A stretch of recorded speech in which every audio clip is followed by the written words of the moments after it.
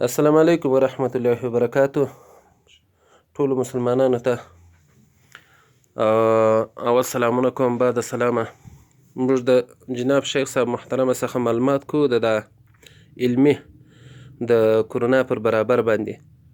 نو اوس به د خیر سره شیخ صاحب به موږ ته ټول معلوماتونه را په لاس راکړي د خیر سره، او ټولو مسلمانانو ته بیا ځلول ورسوو، او هر مسلمان چې دا واورېدله کوشش دې وکړي د ثواب په نیت صدقه جاریه دې وګڼي، بل مسلمان ته دې ولېږي.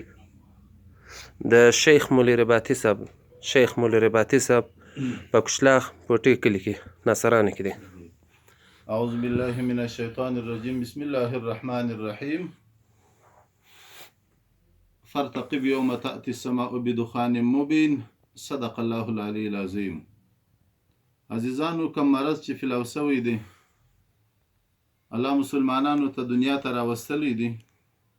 د دې مرض په باره کې غواړم علمي معلومات یې درکم چې په دې مرض کې زموږ حدیث او قرآن څه وایي، او د دې مرض ټیم څونې دی، څونې وخت دا مرض اخلي، او د دې اوږدوال څونې دی. د دغه آیات تر تفسیر لاندې چې سورة الدخان کې الله جل جلاله دغه آیاتونه نازل کړي دي چې فارتقب یوم تأتی السماء بدخان مبین. حدیث راځي د حذیفه ابن فسید رضی الله عنه، هغه وایي چې تر هغه وخته پورې به قیامت رانسي چې تاسو لس علامې د قیامت ونه وینئ، لس غټې علامې. په دا لس غټو علامو کې یو دخان ذکر کړی دی چې دخان ویل کېږي دغه ویروس ته چې نن په دنیا کې روان دی. د دې باره کې حدیث راځي، نبی کریم صلی الله علیه وسلم څخه روایت کېږي چې قیامت ته نږدې به یو داسې ګرځ راسي، یو داسې هوا به راسي، یو داسې وایروس به راسي چې هغه به منافقین په غوږو، په سترګو، په ستونو باندې ونسي، او پر مؤمنانو باندې به په شکل د زکام تیریږي. مؤمنانو ته به په شکل د زکام وي، او کافرانو او منافقینو ته پر هغو باندې به داسې مرض وي چې د هلاک مرض به وي. د هغو ستوني، د هغو سترګې، د هغو غوږونه، دا به د مرض نیسي. د دې دپاره دلیل دا کتاب بدایه النهایه د ابن کثیر 18 ټوک صفحه 150. همدارنګه زموږ معتبر کتاب د صحاح ستو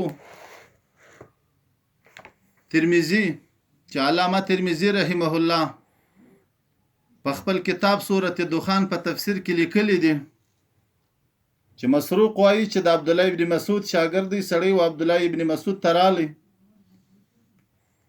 هغه وویل چې هلته یو نصیحت والا تقریر کاوه چې د مځکې څخه به یو دود راوځي، یو وایروس به راوځي د کفارو په سرویو باندې، هغه ځایونو باندې چې دی اورېدل ترکي په هغه سرویو به ورننوځي، او مؤمنان به په شکل باندې پر مؤمنانو به په شکل د زکام تیریږي.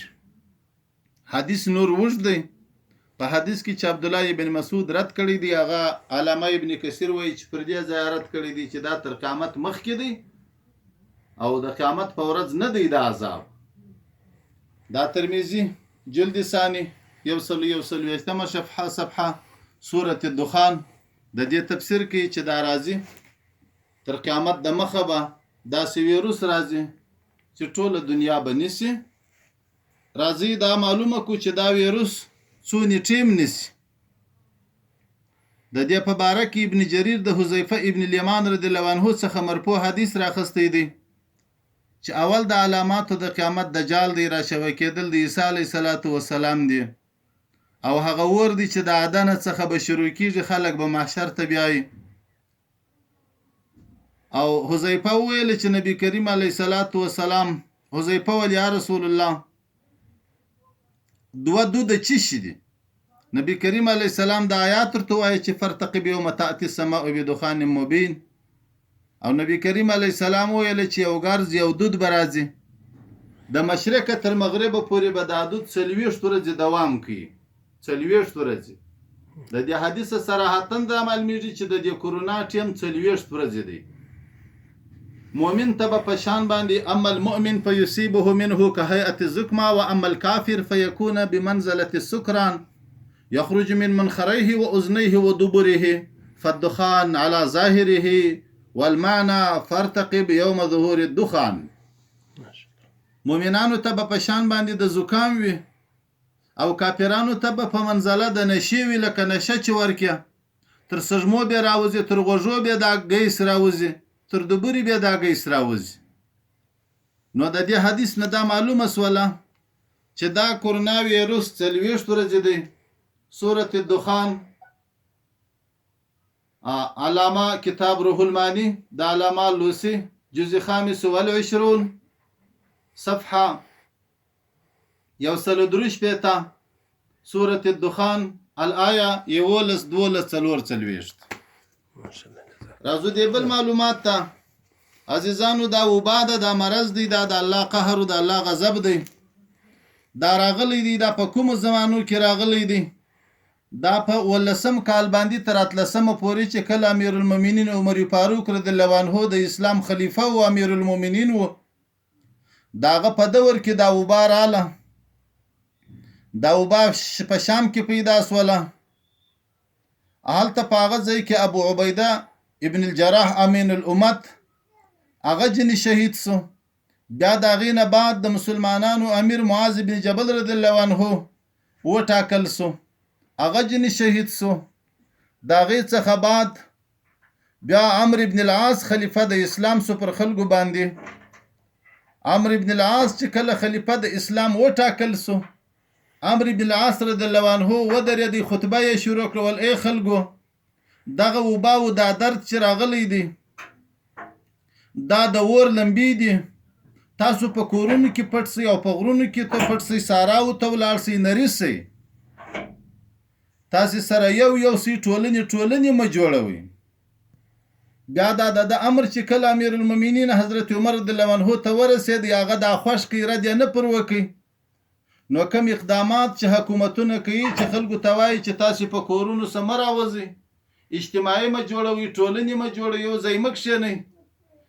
دا په مذهب ثابت دی، دا په حدیث ثابت دی، دا د عمرو بن العاص رضی الله عنه امر دی د امیر المؤمنین حضرت عمر صاحب رضی الله عنه په خلافت کې، چې دا وبا هلته لګېدلې ده. 25,000 تر 10,000 کسانان یې شهیدان کړي دي په شام کې. او بیا د هغې څخه یزید ابن ابي سفیان شهید شوی دی. غټ صحابه د دې څخه په شهادت رسېدلي دي، او دا د مؤمنانو دپاره رحمت دی. د دې څخه مرګ د شهادت دی او د کافرانو دپاره عذاب دی. البدایه والنهایه ذکر شیء من اخبار تعاون امواس صفحه 109 جلد اوم. دا د دې کتاب حواله ده. همدارنګه زموږ د مذهب ټولو معتبرو کتابو لیکلي دي چې وباوې تقریبا زموږ په دور کې په اسلام کې 8 واره راغلي دي، خو هغه وباوې به خاصې وي. دغه وبا چې وس عامه د ټوله دنیا یې نیولې ده، دا د قیامت د 10 علامو څخه یوه علامه دغه ده چې داسې وبا به راځي: یملأ ما بین المشرق والمغرب. صحیح حدیث د حذیفه رضی الله عنه دی چې د مشرقه تر مغربه به رسیږي، د مځکې مخ به ټوله نیسي. خو مؤمنانو ته به په شان د زکام وي، کافرانو دپاره به هلاکت و دردونه او مرګ وي. ګورې مؤمنان په حدیث کې راغلي دي، مسلمانان نه دي راغلي. د مسلمان او د مؤمن فرق سته. مسلمان نیسي، مسلمان وجني، مؤمن نه وجني. مسلمان هغه ته ویل کېږي چې خالي ما مسلمان هستم. مؤمن هغه ته ویل کېږي چې د اسلام شرایع ټوله کوي، اسلام برپایه کوي، د اسلام احکام ټوله برپایه کوي، هغه ته مؤمن ویل کېږي. نو 40 ورځې د دې ټیم دی. دا 40 ورځې باید ټولنې جوړې نه سي. دا باید اجتماعات خلک سره کښېنني، په غټو غونډو کې سره کښېنني. نو دا د وبا په باره کې معلوماتو دا ګیم نه دی، نه دا حکومتونو جوړه کړې ده. او د دې څخه کېدلی سي انسانان مړه سي. مؤمنانو دپاره شهادت دی، د کفارو دپاره عذاب دی. بس دفاع یې دغه ده چې ټولنې مه جوړوئ. ټیم یې دا دی چې 40 ورځې دی او دا ټوله دنیا نیسي. دا د قیامت د 10 علامو غټو علامو څخه یوه علامه دغه وبا ده. دا مې شرعي معلوماتو دا کتابونه دي، دا حوالې دي. عزیزانو هیله کوم چې ټول عمل په وکړئ، په کورونو کې کښېنئ، بس خپل ذکر، خپل فکر او خپل صدقات شروع کړئ. د الله جل جلاله څخه د رحم طلب وکړئ او الله ته توبې وباسئ. الله دې زموږ توبې قبولې کړي وما علینا الا ماشاءالله البلاغ المبین. شیخ مولوی رباطي صاحب دا بعضې خلک بیا داسې د پیس په رقم باندې کرونا د یا بل شی دی داسې یو ډرامې جوړي یا په موبایلو کې یا په مطبوعاتو کې یو بل ته لیږي دا څنګه علامه ده؟ د خدای په عذاب باندې پسخن وهل د هغه هم عذاب دی. قوم لوط د خدای په عذاب پسخند وهي الله نور هلاک کړل پسې تباه کړل. هر قوم چې د خدای په عذاب باندې پسخند وهلی دی هغه باندې الله غ عذاب شدید کړی دی. څوک چې په دې پسې ډرامې جوړي یا غلطي خبرې کوي الله به د عذاب نور شدید کوي. باید توبې وکړل شي. ډرې او پسخند او ډرامې په دې باندې جوړې نه سي نه د پسخند غزلې په جوړې سي. ماشاءالله خدای پاک دې په عمر کې برکت والله راوړي. اعلم بالصواب. الله دې خیر درکړي. کرونا